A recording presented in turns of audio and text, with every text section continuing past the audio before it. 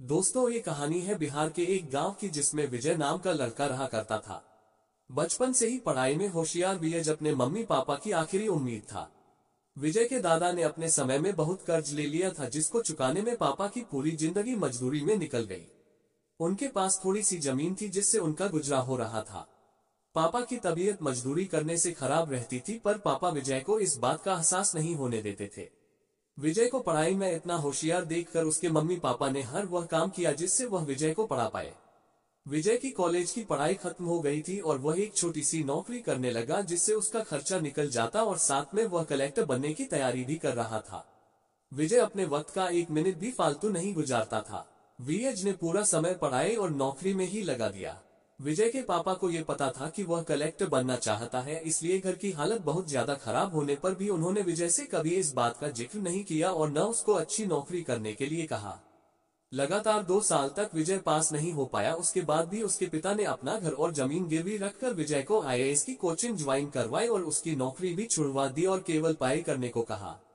विजय के पापा हमेशा उससे कहा करते, बेटा खेत और घर दोबारा आ जाएंगे पर कलेक्टर दोबारा नहीं बन सकते। आज पूरे साल पढ़ाई करने के बाद विजय का रिजल्ट आ गया, जिसमें वह अच्छे नंबरों से निकल गया था। आज उसके पिता से ज्यादा खुश कोई नहीं था। ऐसा लग रहा था जैसे विजय का सपना पूरा होने वाला है, पर भगवान को कुछ और ही मंजूर था। विजय का कल इंटरव्यू था और सुबह से उसके पापा की तबीयत खराब थी। विजय के पापा उसकी माँ से बार बार कह रहे थे कि विजय को मत बताना, और उस दिन देर रात उनकी मौत हो गई। अब एक माँ जिसकी गोद में उसका पति गुजर गया और वह अपने दर्द को भुलाकर अपने बेटे की जिंदगी के बारे में सोच रही थी। माँ ने पड़ोसियों तक को इस बात का एहसास नहीं होने दिया कि उसका पति अब नहीं रहा।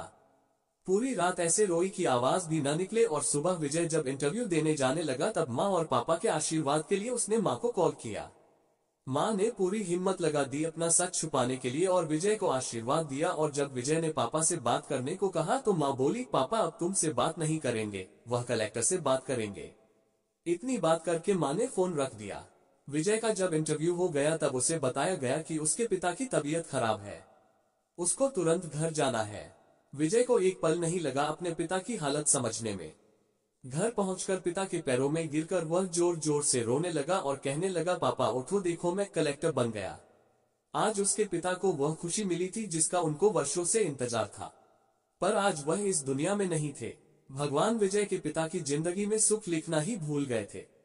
पहले वह अपने पिता के कर्ज में जिंदगी भर मजदूरी करते रहे और फिर बेटे के सपनों में फिर घर और जमीन गिरवी रखनी पड़ी। वह जिंदगी में कर्ज लेकर आए और कर्ज लेकर चले गए।